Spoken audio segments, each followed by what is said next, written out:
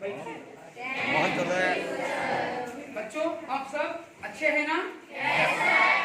आप स्वस्थ रहेंगे तो हर पढ़ाई करने के लिए, हमें हर काम करने के लिए सुविधा होगी। अगर स्वस्थ न हो तो हमें कोई काम करने के लिए अच्छा न लगेगा, भोजन भी अच्छा न लगेगा। तो बच्चों आप सबको मैं पाठ करने से पहले कुछ प्रश्न पूछूंगा, आप प्रश्न देने का प्रयास करें। तो आप कौन सी कक्षा में पढ़ रहे हो? 10वीं कक्षा में पढ़ रहे हैं। तो आपके घर पर जैसे आपकी बहन के छोटे छोटे क्या हैं? बच्चे हैं ना? बहन के बच्चे या दीदी के बच्चे या अपने आंटी के बच्चे हैं, तो उनको क्या कहते हैं? बच्चे कहते हैं। तो बच्चे का यहाँ पर भाववाचक संज्ञा रूप क्या होता है बताइए? बचपन। क्या होता है? बचपन। तो आप सब भी जैसा मेरा बचपन, आपका भी मेरा बचपन। तो यहाँ पर है आज हम पाठ करने के लिए जा रहे हैं मेरा बचपन। तो मेरा बचपन 10वीं कक्षा में 5वां पाठ है। कितना नंबर है पाठ में? 5वां पाठ। तो ये क्या है? मेरा बचपन। तो पाठ है यह, यहाँ पर है पाठ 5। पाठ 5 मेरा बचपन। तो बच्चों मेरा नाम है अब्दुल कादिर जिलानी। तो मैं यहाँ पर हिंदी जैसा सेठ हंसा जी नवला जी जैन प्रौढ़शाला में हिंदी शिक्षक के रूप में कार्य कर रहा हूँ। तो आज हम पाठ करने जा रहे हैं मेरा बचपन। तो शॉर्ट फॉर्म में लिखता हूँ मेरा नाम शिक्षक है AL।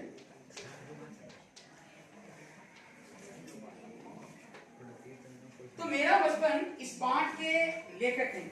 तो बच्चों आप 10वीं कक्षा हिंदी बल्लरी तृतीय भाषा हिंदी। तो पृष्ठ संख्या यहाँ पर 32। इनका लेखक बच्चे हैं यहाँ पर पृष्ठ संख्या 36।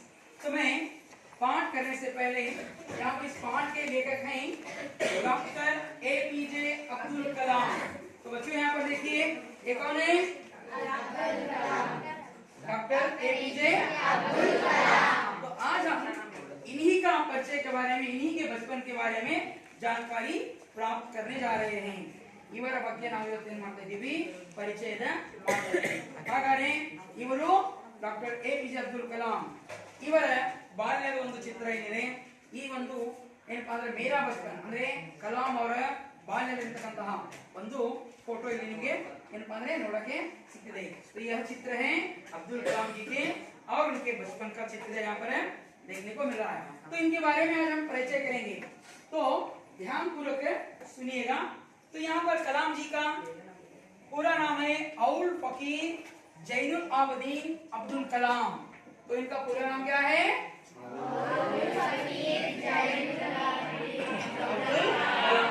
इनका पूरा नाम है। तो बच्चों इनका जन्म दिनांक है 15 अक्टोबर सन 1931। 15 ಅಕ್ಟೋಬರ್ 1930 ಅವರು ಜನ್ಮ ಪಡೆದರು। तो उनका जन्म स्थल है तमिलनाडु राज्य के रामेश्वरम। तो इन्होंने रामेश्वरम में जन्म लिया। तमिलनाडु के रामेश्वरम। रामेश्वरम जो बच्चों समंदर का दरियाई इलाका कहते हैं, ಸಮುದ್ರದ ತಟದಲ್ಲಿದೆ ರಾಮೇಶ್ವರಂ। ಇದೊಂದು ತೀರ್ಥ ಸ್ಥಳ ಇದೆ, ತುಂಬಾ ಒಳ್ಳೆ ಏನಪ್ಪಾ ಅಂದ್ರೆ ರಾಮೇಶ್ವರಂ ಒಂದು ಮಂದಿರ ಇದೆ, ಅಂತಹ ಒಂದು ಸ್ಥಳದಲ್ಲಿ कलाम ಅವರ जन्म आಗಿದೆ। तो इनकी पढ़ाई मद्रास इंस्टीट्यूट ऑफ टेक्नोलॉजी से अंतरिक्ष विज्ञान से स्नातक की पढ़ाई की। हागारे इವರು मद्रास इंस्टीट्यूट ऑफ टेक्नोलॉजी इंದ अंतरिक्ष विज्ञान ಇದರಲ್ಲಿ ಸ್ನಾತಕೋತ್ತರ ಪದವಿಯನ್ನ ಪಡೆದರು। और उन्होंने भारत रत्न, पद्म भूषण, पद्म विभूषण आदि पुरस्कारों से उन्हें हमारी भारत सरकार ने उन्हें अन्य पुरस्कारों से अलंकृत किया गया है। तो ये भारत रत्न APJ अब्दुल कलाम जो हैं ये भारत रत्न इವರು भारत रत्न प्रशस्ति ಆಗಿರ್ತಕ್ಕಂತಹ ಮಹಾನ್ ಮೇಧಾವಿ ವಿಜ್ಞಾನಿ, ಅದೇ ರೀತಿಯಾಗಿ राष्ट्रपतिಗಳಾಗಿದ್ದರು। तो इन्होंने कार्य किया यहाँ पर भारतीय रक्षा अनुसंधान एवं विकास संस्थान में प्रवेश लिया, जहां उन्होंने हावर क्रॉफ्ट पर काम किया। अगर इವರು ಏನಂದ್ರೆ ಭಾರತೀಯ ರಕ್ಷಾ ಅನುಸಂಧಾನ ಮತ್ತು ವಿಕಾಸ ಸಂಸ್ಥಾನದಲ್ಲಿ ಪ್ರವೇಶ ಪಡೆದು ಅಲ್ಲಿ ಹಾವರ್ ಕ್ರಾಫ್ಟ್ ಎಂಬ ಕಾರ್ಯವನ್ನ ಮಾಡಿದರು। तो इन्होंने 25 जुलाई 2002 से 24 जुलाई 2007 तक भारत के राष्ट्रपति बने थे। ये भारत के राष्ट्रपति, ಭಾರತದ ರಾಷ್ಟ್ರಪತಿಗಳಾಗಿದ್ದರು। ಯಾವಾಗ 25 ಜುಲೈ 2002 ರಿಂದ 24 ಜುಲೈ 2007 ಭಾರತದ ರಾಷ್ಟ್ರಪತಿಗಳಾಗಿದ್ದರು। ಅವರು ಬರೆದಂತಹ ಕೃತಿಗಳ ಮಕ್ಕಳೇ wings of fire India 2020, India 2020, analysing power within India, ಈ ರೀತಿಯಾಗಿ ಅವರು ಹಲವಾರು ಪುಸ್ತಕಗಳು ಬರೆದಿದ್ದಾರೆ। ಇವರ ಪುಸ್ತಕಗಳನ್ನ ಮಕ್ಕಳೇ ನಮಗೆ ದೊಡ್ಡ ದೊಡ್ಡ ಗ್ರಂಥಾಲಯಗಳಲ್ಲಿ ಅಥವಾ ಪುಸ್ತಕ ಮಳಿಗೆಗಳಲ್ಲಿ ಸಿಗ್ತವೆ, ಅಥವಾ ನಾವು ಆನ್ಲೈನ್ ಅಲ್ಲಿ ಅವರ ಜೀವನ ಚರಿತ್ರೆ ಪುಸ್ತಕವನ್ನು ತರಿಸಬೇಕು। ಇವರಿಗೆ ಭಾರತದಲ್ಲಿ ಮಿಸೈಲ್ ಮ್ಯಾನ್ ಅಂತಾರೆ। ये भारत के मिसाइल मैन हैं। इन्होंने मिसाइलों को बनाया, एक महान विज्ञानी के रूप में काम किया और बहुत से हमारे राजनीतिज्ञ जैसे एमपीज और एमएलए को उन्होंने शिक्षा दी और भारत को एक सुविधा अनुसार, जैसे भारत एक महान देश बने, इसके लिए उन्होंने सभी को मार्गदर्शन दिया।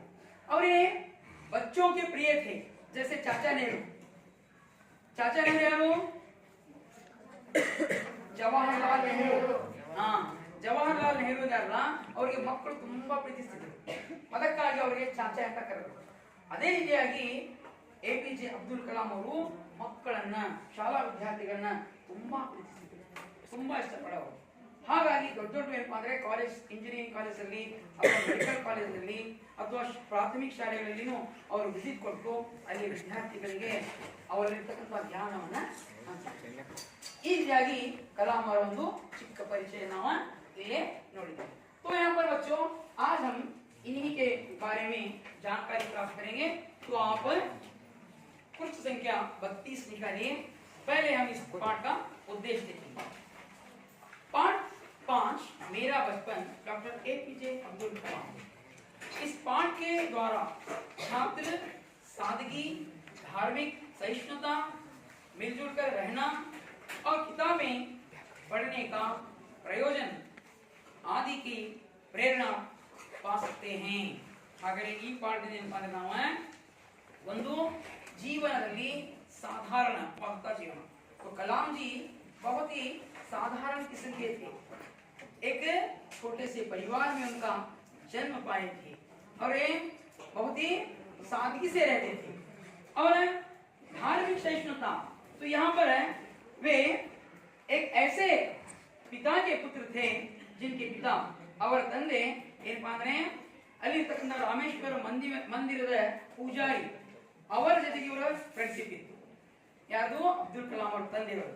ಅದೇ ರೀತಿಯಾಗಿ ಅಬ್ದುಲ್ ಕಲಾಂ ಅವರು ಏನಪ್ಪಾ ಅಂದ್ರೆ ಅಲ್ಲಿರ್ತಕ್ಕಂಥ ಬ್ರಾಹ್ಮಣ ಪಂಡಿತರ ಮಗ, ಅವರ ಸ್ನೇಹಿತರಾಗಿದ್ದರು। ಅದೇ ರೀತಿಯಾಗಿ ಅನ್ಯ ಧಾರ್ಮಿಕ ಜನರಿಗೂ ಅವರು ಬಹಳ ಆದರದಿಂದ, ಗೌರವದಿಂದ ಕಾಣ್ತಿದ್ರು। ಮಿಲ್ಜುಲ್ ಕರ್ ರಹನಾ ಅಂದ್ರೆ ಕೂಡಿ ಮಾಡತಕ್ಕಂತಹ ಜೀವನ ಈ ಪಾಠದಿಂದ ನಮಗೆ ಸಿಗುತ್ತೆ। ಕಿತಾಬೆ ಪಠಣ, ಹಾಗಾದ್ರೆ ನಮ್ಮ ವಿದ್ಯಾಭ್ಯಾಸದ ಸಮಯದಲ್ಲಿ ನಾವು ಪುಸ್ತಕಗಳನ್ನ ಓದಬೇಕು। किताबों को पढ़ने की भी क्या है, हमें आदत बनाना चाहिए। जैसे स्वामी विवेकानंद, और हमें कई महान साहित्यकारों को देखेंगे तो हर रोज पुस्तक पढ़े बिना कोई कार्य नहीं करते। ನಾವೆಲ್ಲ ಸಾಹಿತ್ಯಕಾರರ ಜೀವನ ನೋಡಿದರೆ ಅಥವಾ ಸ್ವಾಮಿ ವಿವೇಕಾನಂದರ ಜೀವನ ನೋಡಿದರೆ ಅವರು ಎಂದಿಗೂ ಏನಪ್ಪಾ ಅಂದ್ರೆ ಯಾವ ದಿನ ರಜೆ ಕೊಡ್ತಾರೆ ಆ ದಿನ ಪೂರ್ತಿ ಗ್ರಂಥಾಲಯದಲ್ಲಿ ಕುಂದಿರ್ತಿದ್ರು, ಎಲ್ಲ ಪುಸ್ತಕಗಳನ್ನ ತಂದು ಪುಸ್ತಕಗಳನ್ನ ಓದ್ತಿದ್ರು, ಬೇರೆ ಬೇರೆ ಪುಸ್ತಕಗಳನ್ನ ಕಲೆಕ್ಟ್ ಮಾಡ್ಕೊಂಡಿದ್ರು। ಅದೇ ರೀತಿಯಾಗಿ ಕಲಾಂ ಅವರು ಏನಪ್ಪಾ ಅಂದ್ರೆ ಅವರ ಜೀವನದಲ್ಲಿ ಏನಪ್ಪಾ ಅಂದ್ರೆ ಕಡಿಮೆ ಪುಸ್ತಕಗಳು ದೊರೆತಿತ್ತು। ಬೇರೆ ಬೇರೆ ಮನೆಗೆ ಹೋಗಿ ಅವರು ಎಲ್ಲಿ ಅವರು ಆ ಊರಲ್ಲಿ ವಿದ್ಯಾಭ್ಯಾಸ ಮಾಡಿದಂತಹ ಯಾರು ಪಂಡಿತರಿದ್ದಾರೆ ಅಥವಾ ಯಾರು ದೊಡ್ಡ ದೊಡ್ಡ ಆಫೀಸರ್ಸ್ ಇದ್ದಾರೆ ಅಥವಾ ಯಾರು ಅವರಾಗ ಬಹಳ ಏನೋ ಅಭ್ಯಾಸದಲ್ಲಿ ಜಗತ್ತನ್ನ ಕಂಡಂತಹ ಮಹಾನ್ ಮೇಧಾವಿಗಳಾದ ಅವ್ರ ಮನೆಗೆ ಹೋಗಿ ರಿಕ್ವೆಸ್ಟ್ ಮಾಡಿ ಅವರ ಗ್ರಂಥದಲ್ಲಿ ಅಥವಾ ಅವ್ರ ಮನೆಯಲ್ಲಿರ್ತಕ್ಕಂಥ ಪುಸ್ತಕ ತಂದು ಓದುವ अभ्यास APJ अब्दुल कलाम ಆಗಿತ್ತು। तो आज हम इस पाठ को मैं विवरण के साथ पढ़ूंगा, ध्यान पूर्वक सुनिए। मेरा जन्म मद्रास राज्य अब तमिलनाडु के रामेश्वरम कस्बे में एक मध्यवर्गीय परिवार में हुआ था। मेरे पिता जैन बाबाजी की कोई बहुत अच्छी औपचारिक शिक्षा नहीं हुई थी और न ही वे कोई बहुत धनी व्यक्ति थे। इसके बावजूद वे बुद्धिमान थे और उनमें उदारता की सच्ची भावना थी। मेरी माँ आशी अम्मा उनकी आदर्श जीवन संगिनी थी।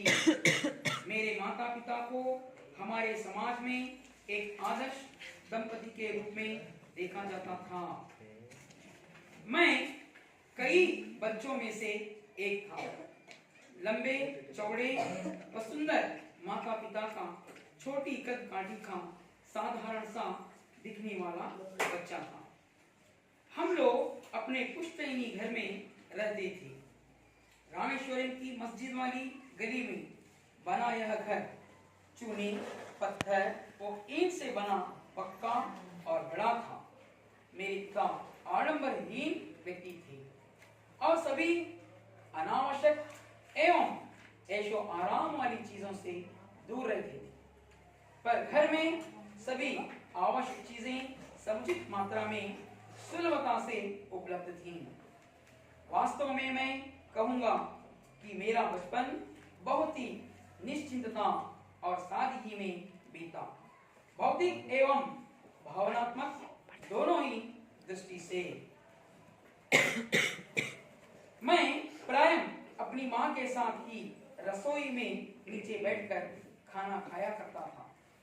वे मेरे सामने केले का पत्ता बिछाती और फिर उस पर चावल एवं सुगंधित स्वादिष्ट सांभर डालती, साथ में घर का बना अचार और नारियल की ताजी चटनी भी होती थी।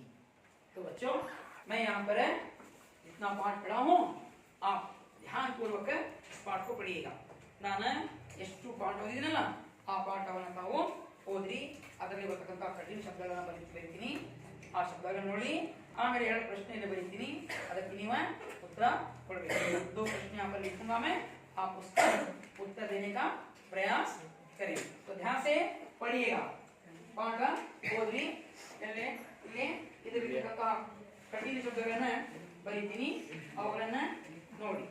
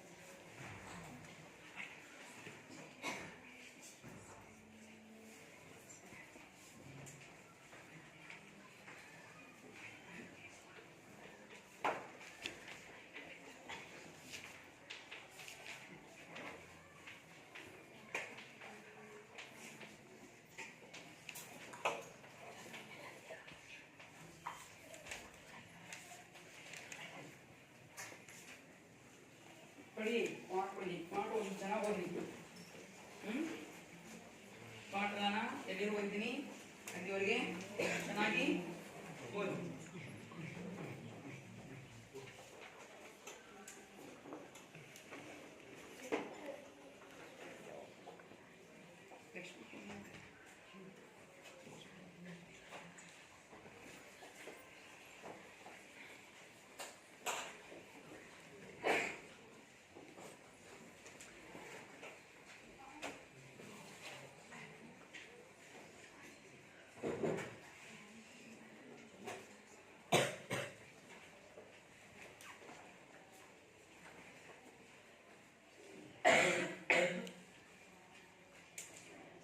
पाठ को पढ़ा आपने? पढ़ा? ಓದಿದ್ರಾ? ಸರಿ. ಹಾಗಾದ್ರೆ ನಾನು ಎರಡು ಪ್ರಶ್ನೆಗಳನ್ನ ಇಲ್ಲಿ ಶಬ್ದಗಳ ಅರ್ಥ ಮಾಡ್ತೀನಿ ನೋಡ್ರಿ. ಹೌದಾ? ಕಸ್ಬಾ इसका अर्थ क्या है? छोटा शहर. जीवन संगिनी पत्नी ಅಂದ್ರೆ ರೋಜಾನ ಅಂದ್ರೆ ನಿತ್ಯ. ರೋಜಾನ ಅಂದ್ರೆ ನಿತ್ಯ.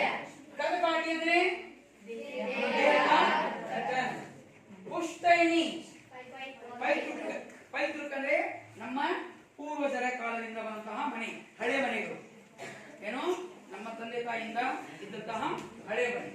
तो यहाँ पर मैंने दो प्रश्न लिखा है. कौन पढ़ेंगे? प्रश्न कौन पढ़ेंगे?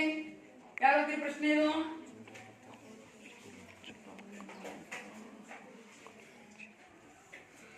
निर्मला. अब्दुल कलाम जी का जन्म कहाँ हुआ? इसका उत्तर कौन बताएंगे? बताओ मनीष.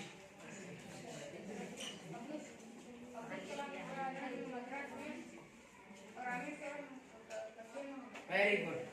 मद्रास के रामेश्वरम कस्बे में अब्दुल कलाम जी का जन्म हुआ. Very good. बैठिए. दूसरा प्रश्न कौन पढ़ेंगे? तुम पढ़ो. अब्दुल कलाम जी किस घर में रहते थे? हाँ, कौन बताएंगे? अब्दुल कलाम जी किस घर में रहते थे? आपने पाठ पढ़ा ना? कौन बताएंगे? तुम बताओगे? बताओ. अब्दुल कलाम जी किस घर में रहते थे? हाँ, तुम बताओ. अब्दुल कलाम जी अपने पुश्तैनी घर में. Very good.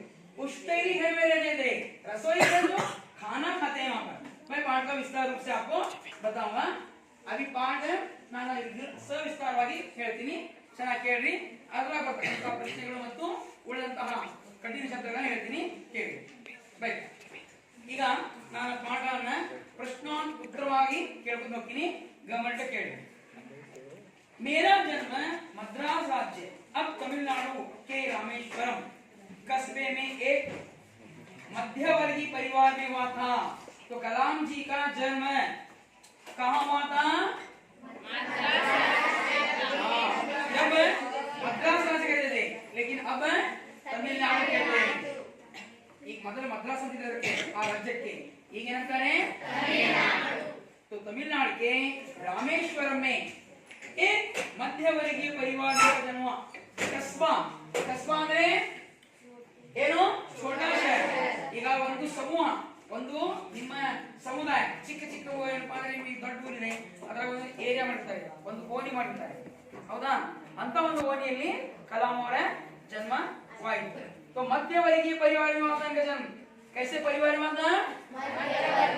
ಈಗ ಮಧ್ಯवर्गीय ಅಂತೀವಿ. ಇಲ್ಲಿ ಯಾರಾದ್ರೂ ಲ್ಯಾಂಡ್ಲಾರ್ಡ್ಸ್ ಇದ್ದೀರಾ?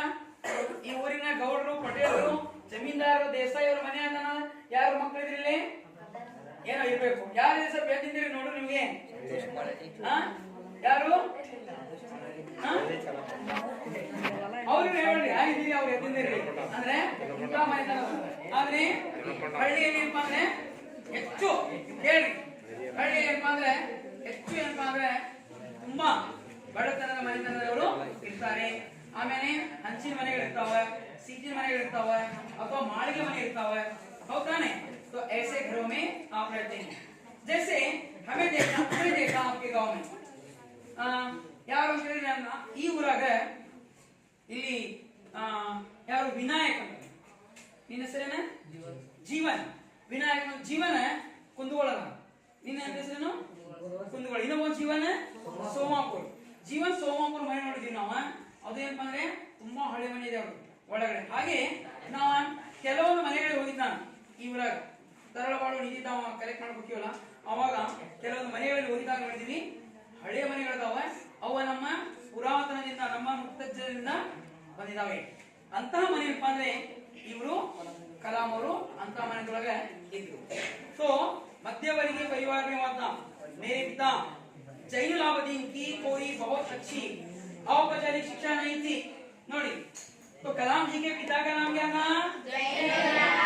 हाँ जैनुलाब्दीन कलाम जी के पिता का नाम क्या था जैनुलाब्दीन तो जैनुलाब्दीन कैसे थे पिता जैनुलाब्दीन कोई बहुत अच्छी औपचारिक शिक्षा नहीं थी और ತಂದೆಯವರ ವ್ಯಾಸಂಗ ಅಂದ್ರೆ ವಿದ್ಯಾಭ್ಯಾಸ ದೊಡ್ಡದಾಗಿರಲಿಲ್ಲ ಅಂದ್ರೆ ಅವರು ಯಾವುದು ಡಿಗ್ರಿ ಮುಗಿಸಿರಲಿಲ್ಲ वे कोई बहुत धनी व्यक्ति नहीं थे धनी ಅಂದ್ರೆ ಶ್ರೀಮಂತರು हाँ वे कोई धनी व्यक्ति नहीं थे तो जैनुलाब्दीन कैसे व्यक्ति थे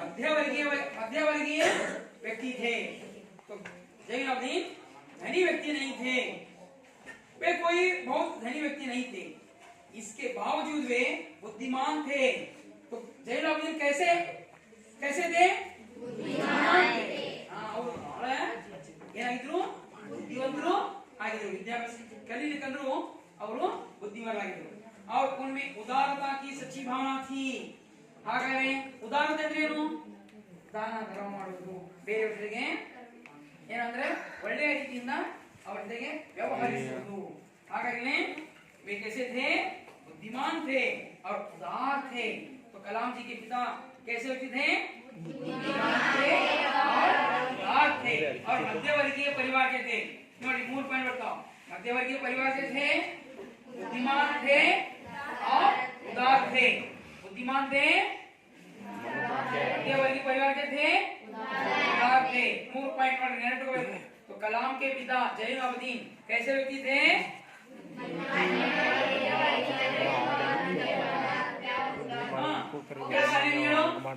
सानिया मध्यवर्गीय उदार थे वेरी गुड अब बताओ लक्ष्मी उदार थे लोहित तुम बताओ लोहित हाँ और उदार थे तो यहाँ पर है कलाम के पिता जैनुलाब्दीन मध्यवर्गीय थे बुद्धिमान थे और उदार थे और उनमें उदारता की सच्ची भावना थी मेरी माँ आसी अम्मा उनकी आदर्श जीवन संगिनी थी कलाम जी की माता का नाम क्या था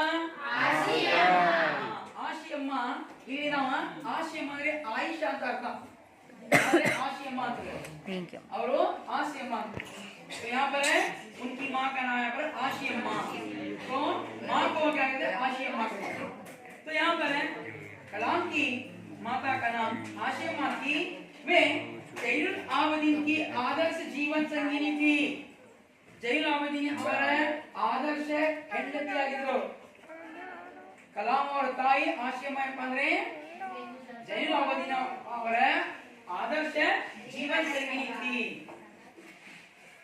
मेरे माता पिता को हमारे समाज में एक आदर्श दंपति के रूप में देखा जाता था तो कलाम के माता पिता को रामेश्वर में कैसे देखा जाता था आदर्श दंपति के रूप में तुम बताओ रुखसाना कलाम के माता पिता को लोग कैसे मानते थे वहां पर आदर्श दंपति के रूप में मानते थे कैसे मानते थे आदर्श दंपति के रूप में मानते थे देखा जाता था मैं कई बच्चों में से एक था ಹಾಗಾದ್ರೆ ಅವರು ಏನಪ್ಪ ಅಂದ್ರೆ ಹಲವಾರು ಅವರಿಗೆ ಕೈ बच्चों में से एक था ಹಲವಾರು ಮಕ್ಕಳಲ್ಲಿ ಇವರು ಒಬ್ಬರಾಗಿದ್ದರು ಹೇಗೆ ನೀವು ಇಲ್ಲಿದ್ದೀರಾ ಹಾಗೆ लंबे चौड़े व सुंदर माता पिता का छोटी कद काठी का साधारण सा दिखने वाला बच्चा ಅಂದ್ರೆ ಇಲ್ಲಿ लंबे चौड़े व सुंदर माता पिता का छोटी कद काठी का साधारण सा दिखने वाला बच्चा ಅಂದ್ರೆ ಅವರ ತಂದೆ ತಾಯಿ ಏನಪ್ಪ ಅಂದ್ರೆ ತುಂಬಾ ಎತ್ತರವಾಗಿದ್ರು ತುಂಬಾ ಏನಪ್ಪ ಅಂದ್ರೆ ಸದೃಢವಾಗಿದ್ರು ಏನಪ್ಪ ಅಂದ್ರೆ ತುಂಬಾ ಚೆನ್ನಾಗಿದ್ರು ಆದ್ರೆ ಕಲಾಂ ಅವರು ಏನಿದ್ರು ಬಹಳ ಕುಳ್ಳಿಗಿದ್ರು ಅವರು ಅಷ್ಟು ಎತ್ತರ ಇರಲಿಲ್ಲ छोटी कद काठी का ಅಂದ್ರೆ ಅವ್ರ ಹೈಟ್ ಇರಲಿಲ್ಲ ಕಲಾಂ ಅವರು ಏನು ಅಬ್ದುಲ್ ಕಲಾಂ ಅವ್ರ ಏನಪ್ಪಾ ಅಂದ್ರೆ ತುಂಬಾ ಹೇಳಿಲ್ಲ, ಆದ್ರೆ ನೋಡಕ್ಕೆ ಬಹಳ ಕ್ಲಿಯರ್ ಆಗಿದ್ರು. ಅದಕ್ಕೆ ಛೋಟಿ ಕಲ್ಕಾಠಿ ಅಂದ್ರೆ ಕಲ್ಕಾಠಿ ಅಂದ್ರೆ ದೇಹ ಏನು ಘಟನ್. ಅವರು ಏನಪ್ಪಾ ಅಂದ್ರೆ ಅಷ್ಟು ಎತ್ತರವಾಗಿ ಕಾಣಲಿಲ್ಲ, ಸ್ವಲ್ಪ ಏನಪ್ಪಾ ಅಂದ್ರೆ ಹೈಟ್ ಕಡಿಮೆ. हम लोग अपने घर में रहते थे. हागारे कलाम किस घर में रहते थे? पुश्तैनी ಅಂದ್ರೆ ಹಳೆಯ ಕಾಲದ ಮನೆ, ಅಂದ್ರೆ ಅಜ್ಜ ಮುತ್ತಂದಿರಿಂದ ಬಂದಂತಹ ಮನೆ, ಅದೇ ಮನೆಯೊಳಗ ಅವರು ಇರ್ತಿದ್ರು. रामेश्वरम की मस्जिद वाली गली में बना यह घर चूने पत्थर और ईंट से बना पक्का और बड़ा था. ಹಾಗಾದ್ರೆ ಇವ್ರ ಮನೆ ಏನಪ್ಪಾ ಅಂದ್ರೆ ಅವರ ಮನೆ ಏನಪ್ಪಾ ಅಂದ್ರೆ ಮಸೀದಿ ಓಣಿಲಿ ಇತ್ತು. ಏನು ಈಗ ಏನಂದ್ರೆ ರಾಮೇಶ್ವರಂ ಕಿ ಮಸ್ಜಿದ್ ವಾಲಿ ಗಲಿ ಮೇ, ಈಗ ನಿಮ್ಮ ಊರಾಗ ಏನಪ್ಪಾ ಅಂದ್ರೆ ನಾವು ಆ ಕಡೆ ನೋಡಿದ್ರೆ ಏನಪ್ಪಾ ಅಂದ್ರೆ ಒಂದು ಏನು ಊರಾಗ ದೇವಸ್ಥಾನ ಇದೆ ದೊಡ್ಡ. ಯಾವ ದೇವಸ್ಥಾನ ಇದೆ? ಯಾವುದು? ದ್ಯಾಮವ್ವನ ಮಂದಿರ ಅಥವಾ ದ್ಯಾಮವ್ವನ ಗುಡಿ ಅಂತಿದೆ, ಹೌದಾ? ಈ ಊರಾಗ ದೊಡ್ಡದಂತ ಪ್ರಸಿದ್ಧವಾದಂತಹ ದೇವಸ್ಥಾನ. ಅದೇ ರೀತಿ ನಾವು ಹಂಗೆ ಮುಂದೆ ಬರ್ತಾ ಹೋದ್ರೆ ಮಾರ್ಕೆಟ್ಗೆ ಬಂದ್ರೆ ಈಗ ಏನಪ್ಪಾ ಅಂದ್ರೆ ಒಂದು ಓಣಿಯಲ್ಲಿ ಒಂದು ಮಸೀದಿ ಇದೆ. ಹಾಗಾಗಿ ಕಲಾಂ ಅವರ ಕಾಲದಲ್ಲಿ ರಾಮೇಶ್ವರಂ ಏನಪ್ಪಾ ಅಂದ್ರೆ ದೊಡ್ಡಂತಹ ಒಂದು ದೇವಸ್ಥಾನ ಅಲ್ಲಿ ಇದೆ. ಅದೇ ರೀತಿಯಾಗಿ ಕಲಾಂ ಅವರ ಮನೆ ಏನಪ್ಪಾ ಅಂದ್ರೆ ಮಸೀದಿ ಹತ್ರ ಏನಪ್ಪಾ ಅಂದ್ರೆ ಒಂದು ಓಣಿಯಲ್ಲಿ ಅವ್ರ ಮನೆ ಇದೆ. तो यहाँ पर वे मस्जिद वाली गली में रहते थे. कलाम रामेश्वर में कहाँ रहते थे? मस्जिद वाली में गली में उनका घर था. उनका घर कैसे बना था? चूना, चूना ಅಂದ್ರೆ ಸುಣ್ಣ, ಪತ್ಥರ್ ಕಲ್ಲು, ಇಟ್ಟಿಗೆ ಕಲ್ಲು ಮತ್ತು ಸುಣ್ಣ. ಅವಾಗ ಏನ್ ಮಾಡ್ತಿದ್ರು? ಕಪ್ಪೆ ಚಿಪ್ಪ ಮತ್ತು ಸುಣ್ಣ ಕೆಂಪನ್ನು ಕಲಿಸಿ ಏನ್ ಮಾಡ್ತಿದ್ರು? ಮಣ್ಣಿನ ಗೋಡೆಯನ್ನು ಕಟ್ಟಿದ್ರು ಆಗಿನ ಕಾಲದಲ್ಲಿ. ಇವಾಗ ನಾವು ಹಳೆ ಮನೆ ನೋಡಕ್ ಹೋದ್ರೆ ಸುಮಾರು ಏನಪ್ಪಾ ಅಂದ್ರೆ ಈಗಿನ 9 ಇಂಚ್ ಮಾತ್ರ ಗೋಡೆ ಇರ್ತಾವ. ಅವಾಗಿನ ನಾವು ನೋಡಿದ್ರೆ ಸುಮಾರು ಏನಪ್ಪಾ ಅಂದ್ರೆ 1.5 ಅಡಿ 2 ಅಡಿ 3 ಅಡಿ ಗೋಡೆ ಇರ್ತಿತ್ತು ಮೊದಲ ಮನೆ. ಏನು ಅದ್ರ ಮೇಲೆ ಮಾಡ್ತಿದ್ರು? ಕಂಪ್ಲೀಟ್ ಮೇಲ್ಮುದ್ದೆ ಹಾಕಿದ್ರು, ಅಥವಾ ಹಂಚ್ ಹಾಕಿದ್ರು, ಅಥವಾ ಸೀಟ್ ಹಾಕಿದ್ರು, ಅಥವಾ ತೆಂಗಿನಕಾಯಿ ಇದು ತೆಂಗಿನ ಮರದ ಗರಿಗಳನ್ನ ಹಾಕಿ ಮನೆಗಳನ್ನ ನಿರ್ಮಾಣ ಮಾಡ್ತಿದ್ರು ಇತ್ತು. ಅಥವಾ ಅಡಿಕೆ ಇವು ಬರ್ತಾವಲ್ಲ ದಿಂಬುಗಳು, ಅದನ್ನ ಮೇಲಿಟ್ಟು ಅದ್ರ ಮೇಲೆ ಮಾಡ್ತಿದ್ರು, ಪೂರ್ತಿ ಸೀಟ್ ಹೊಡೆದು ಅದ್ರ ಮೇಲೆ ಹಂಚುಗಳನ್ನ ಹಾಕಿದ್ರು. ನಾವು ಹಾಸನ ಅಥವಾ ಶಿವಮೊಗ್ಗ ಕಡೆ ಹೋದ್ರೆ ಹಂಚಿನ ಮನೆಗಳು ಅಲ್ಲಿ ನೋಡಕ್ ಬಹಳ ಸಿಗ್ತಾವ. ಅವ್ರು ಏನ್ ಮಾಡ್ತಾರೆ? ಆ ಕಡೆ ಅಡಿಕೆ ಮತ್ತು ತೆಂಗು ತುಂಬಾ ಬೆಳಿತಾರೆ. ಅವುಗಳನ್ನ ಏನ್ ಮಾಡ್ತಾರೆ? ಅವರು ಮೇಲ್ಛಾವಣಿ ಹಾಕಿ ಅದರ ಮೇಲೆ ಹಂಚುಗಳನ್ನ ಹಾಕ್ತಾರೆ.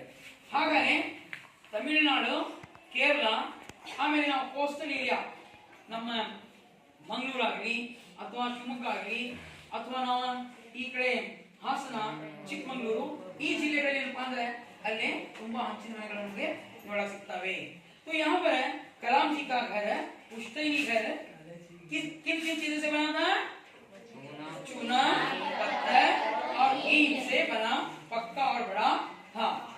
मेरे पिता आडंबरहीन व्यक्ति थे.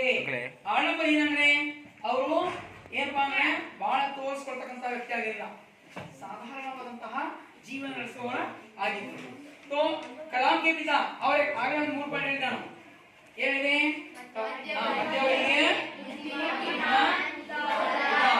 और आडंबरहीन व्यक्ति थे. 4ನೇ ಪಾಯಿಂಟ್. और कैसे व्यक्ति थे? आडंबरहीन व्यक्तिಗಳಾಗಿದ್ದರು.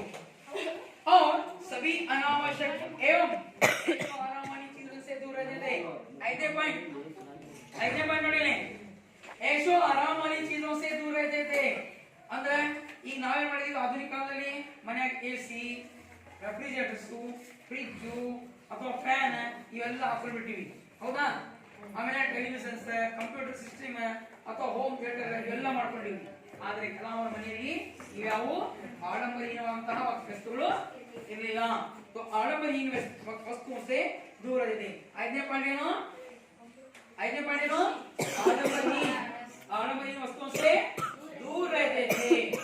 तो सुनिए, पर घर में सभी आवश्यक चीजें समुचित मात्रा में सुलभता से उपलब्ध थी.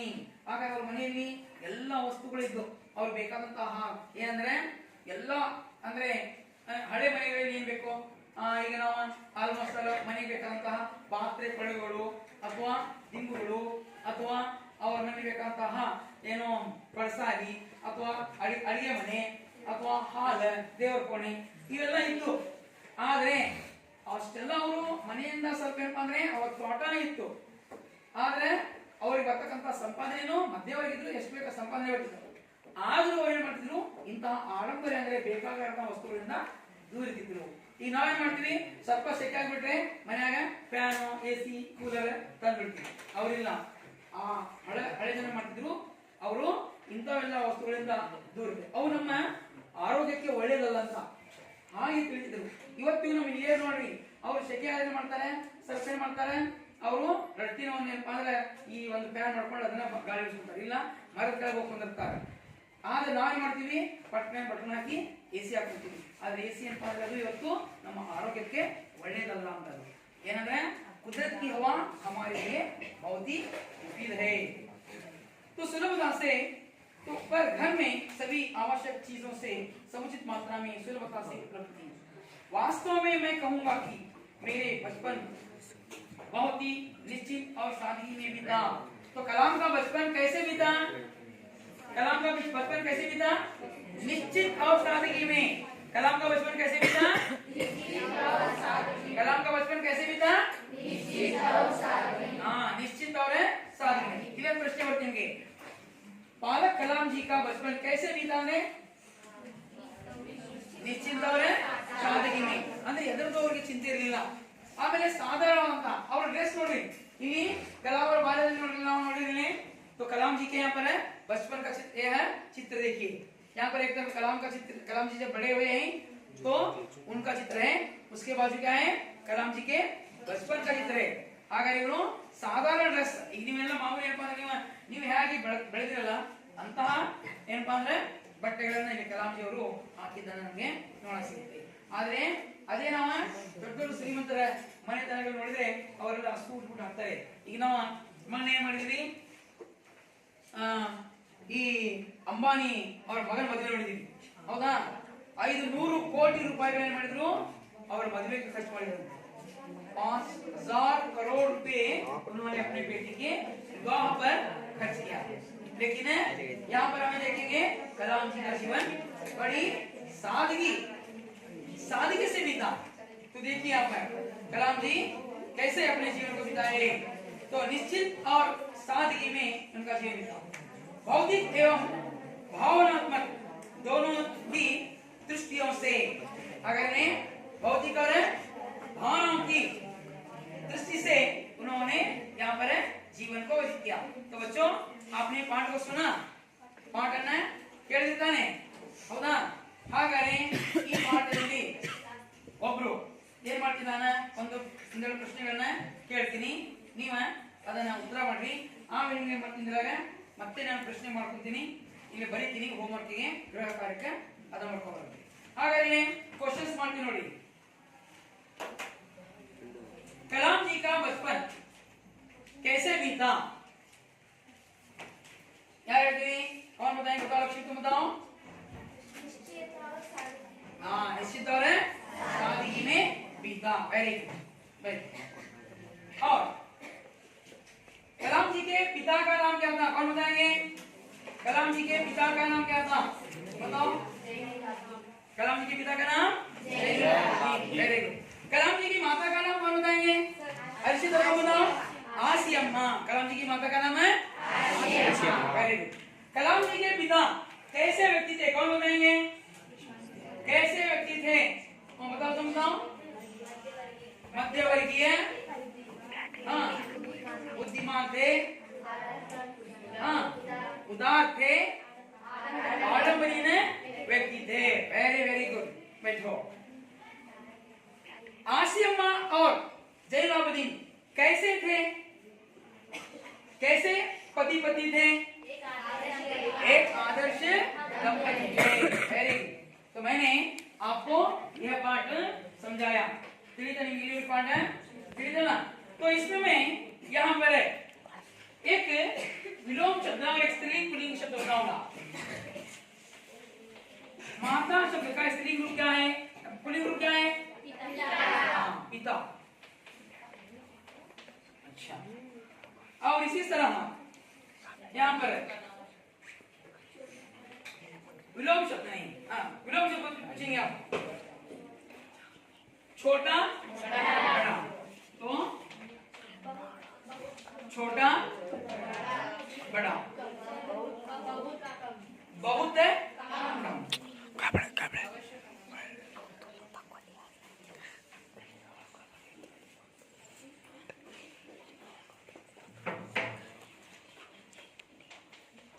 बहुत कम। और कौन बताएंगे? सुंदर है कुरूप, वेरी गुड। सुंदर है कुरूप, हाँ आवश्यक अनावश्यक। आवश्यक है अनावश्यक है, वेरी गुड। आवश्यक है अनावश्यक है।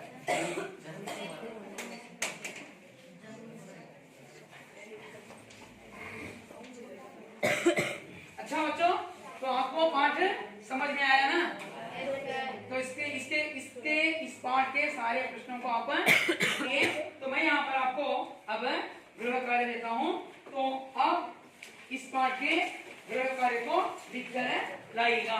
तो पहला प्रश्न यहाँ पर है कलाम जी के बारे में लिखिए। जैनुलाब्दीन जी के बारे में लिखिए। जैनुलाब्दीन कैसे व्यक्ति थे? जैनुल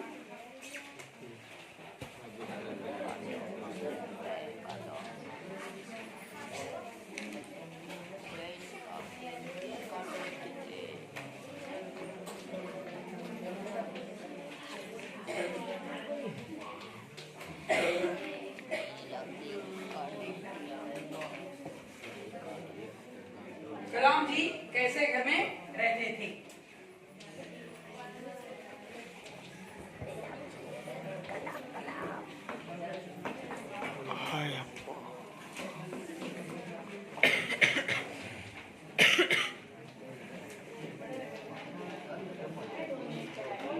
तो इन प्रश्नों को आप उत्तर लिखकर लाइए। तो यह दो प्रश्न आपको गृह कार्य दिया जाएगा।